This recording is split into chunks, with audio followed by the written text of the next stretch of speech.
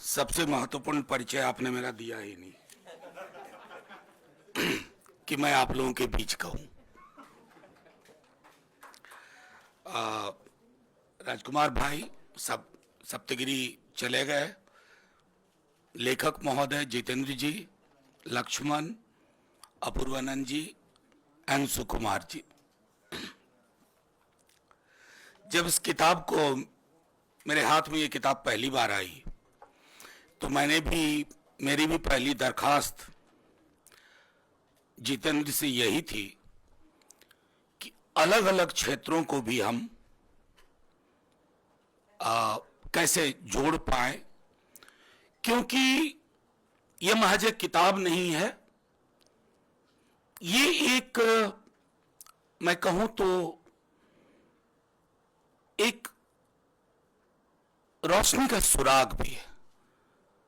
रोशनी का सुराग इस मायने में कि एक और चीज हम दोनों की साझा बातचीत में निकला था। आमतौर पर हम कहते हैं कि कोई चीज हाशिए पे धकेल दी गई, आदिवासी समुदाय हाशिए के बाहर की चीज हो गई थी, वो पूरा का पूरा समुदाय। और इसलिए ये महत्वपूर्ण है कि इस तरह की किताब जब आती है तो हम सबको, और ये किस दौर में आ रही है ये भी सोचना होगा। मैं अक्सर कहता हूं एक बात और आज यहां दोहरा रहा हूं, हमें नरेंद्र मोदी जी का शुक्रगुजार होना चाहिए। उन्होंने क्रिएटिव थिंकिंग खूब बढ़ाई है, जितना ही उन्होंने स्टाइफल करने की कोशिश की। अब मैं आपको बताऊं, बाबा साहब और नेहरू को मैंने इतना कभी नहीं पढ़ा था उनके आने से पहले।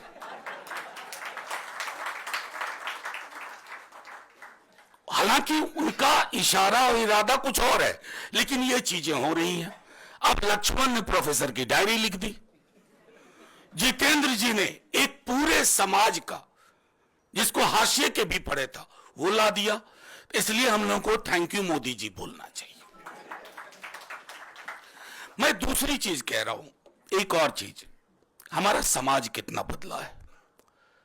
एक छोटा वाकया, सुकुमार साहब यहां, एक हाल में मैंने राज्यसभा में प्रश्न पूछा था फैकल्टी रिक्रूटमेंट का, जिसमें भयावह थी तमाम ओबीसीज, एससीज, एसटीज इन पर्टिकुलर। सुकुमार साहब ने उस डेटा पर पूरा एक नैरेटिव, सोशियोलॉजिकल पॉलिटिकल नैरेटिव एक प्रमुख अंग्रेजी दैनिक में लिखा और मैंने उसको शेयर किया ट्विटर हैंडल पे। और मुझे जो नीचे कमोबेश, जो कल भी एक अलग नीचे कहा गया, तुझे पता है तेरा जन्म कहां हुआ है। मैं मुंह लगता नहीं आमतौर पर उस मीडियम में, लेकिन मुझे लगा कि कम से कम एक दो लोगों को यह कहूं कि यार मुझे पता है कि ऐसे देश में जन्म हुआ है जहां एक संविधान है, और जो संविधान के बाहर है वो मेरे ध्यान से बाहर है।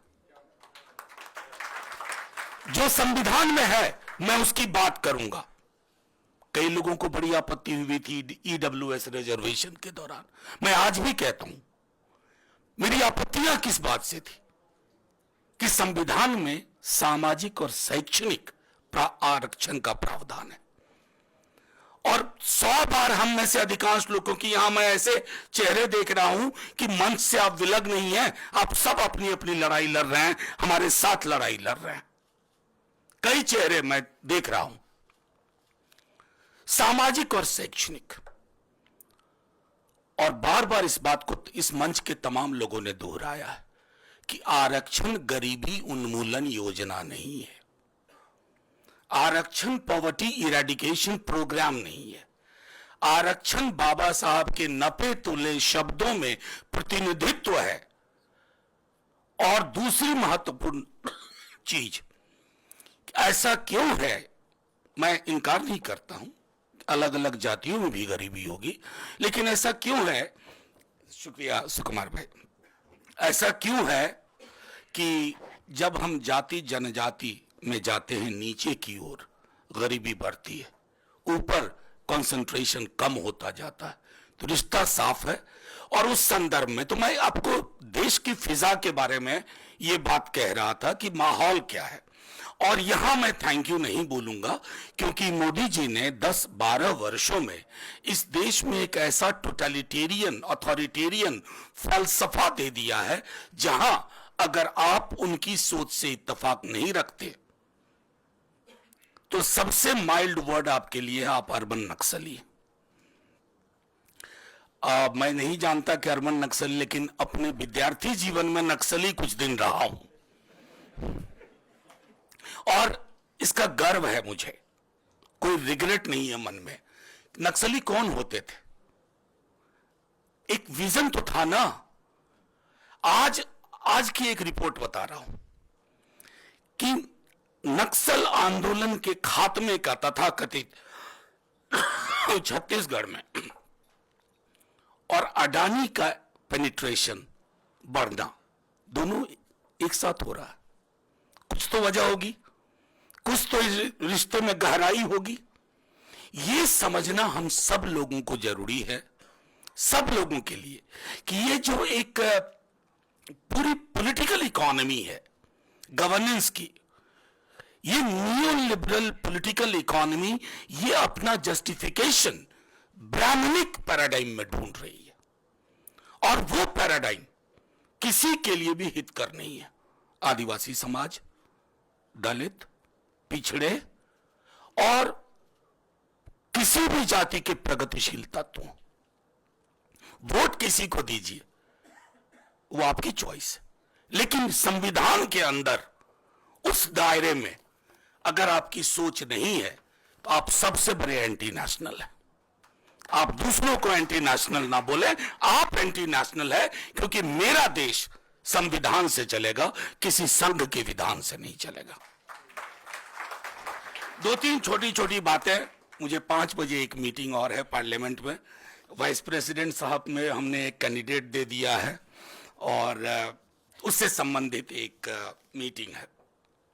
देखिए, औपनिवेशिक इतिहास की किताब पर बहुत सारी चीजें मैंने कह दिया कि ये किताब, इसके अंग्रेजी संस्करण जब इसका आएगा तब भी मैं मौजूद रहूंगा, क्योंकि ये किताब कई भाषाओं में जानी चाहिए।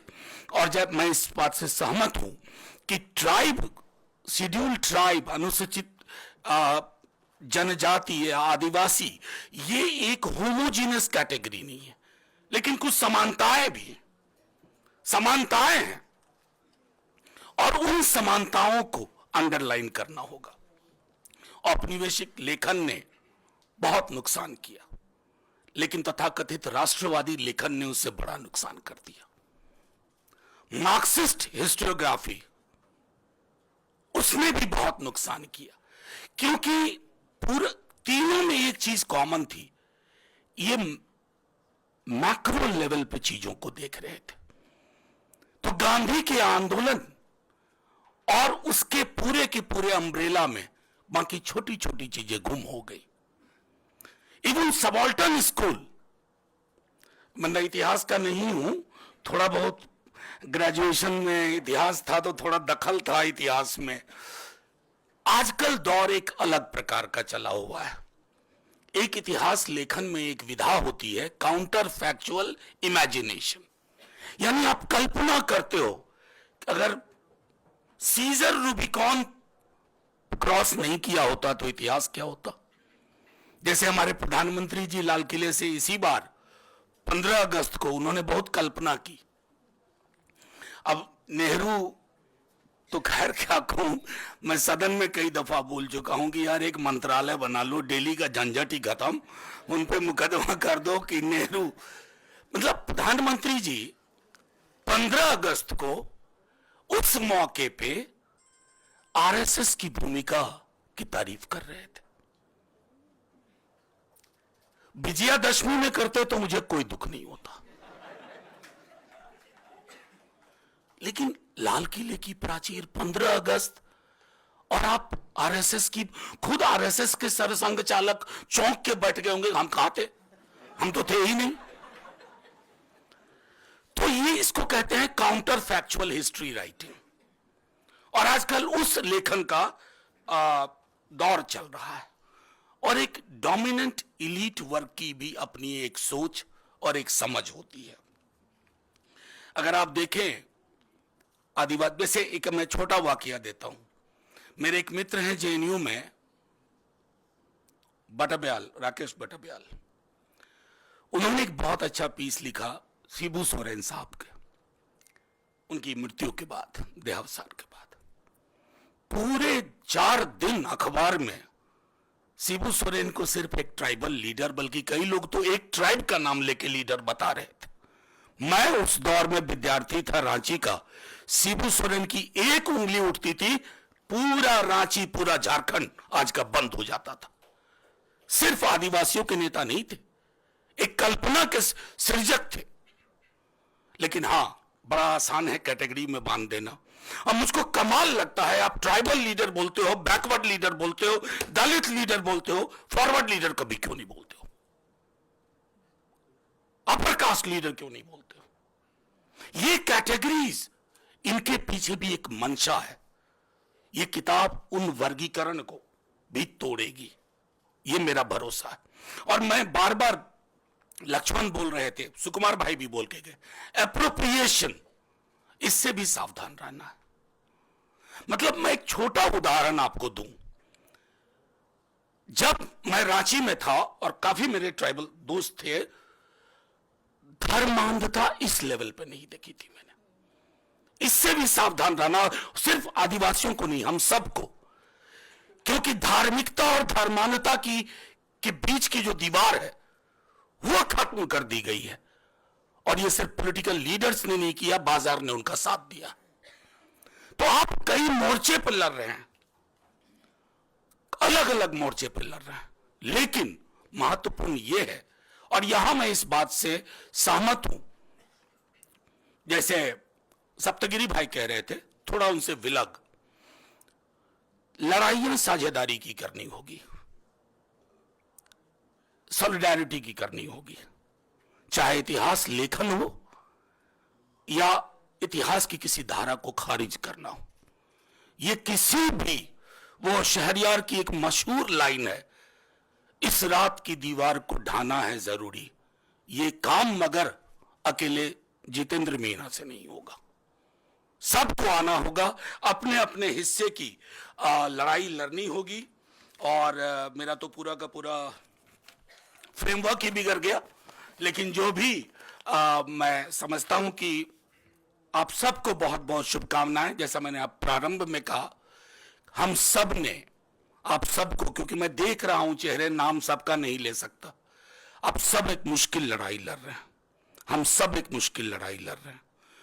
और इस लड़ाई को सिर्फ पॉलिटिकल पार्टीज के भरोसे मत छोड़िए। मैं पॉलिटिकल पार्टी में हूं, हम लोगों की बहुत मीटिंग होती है, लेकिन मैं कहूं, पॉलिटिकल पार्टियां चुनाव से चुनाव देखती हैं। अगर राष्ट्र निर्माण, और यहां मेरी थोड़ी आपत्ति भी है, ये राष्ट्र बना ही नहीं है साहब, it's a work in progress, या it's a work in progress. हम राष्ट्र क्या, मेन स्ट्रीम क्या होता है? उत्तर प्रदेश, बिहार, मध्य प्रदेश, राजस्थान, वो भी राजस्थान का सब हिस्सा नहीं। ये मुख्य धारा अगर राष्ट्र का प्रतिनिधित्व करती है, तो माफी के साथ कहता हूं, मैं इस राष्ट्र का हिस्सा नहीं हूं। अगर यहां की पॉलिटिक्स, यहां की पब्लिक लाइफ इंडिया को रिप्रेजेंट करती है, तो मैं साथ में नहीं हूं। मैं हिंदी भाषी हूं, मेरी मूल भाषा हिंदी या हिंदुस्तानी जो भी कह लूं, लेकिन हिंदी भाषी होने के कारण मैं मराठी से नफरत नहीं कर सकता, तमिल से नफरत नहीं कर सकता। इसलिए ये राष्ट्र एक सतत निर्माण की प्रक्रिया में है, और इस निर्माण की प्रक्रिया में जब कभी ये राष्ट्र बनेगा, पूर्णतः ये देश बनेगा, उसमें इन सारे योगदानों को हिस्सेदारी दी जाएगी आबादी के हिसाब से। शुक्रिया, जय हिंद।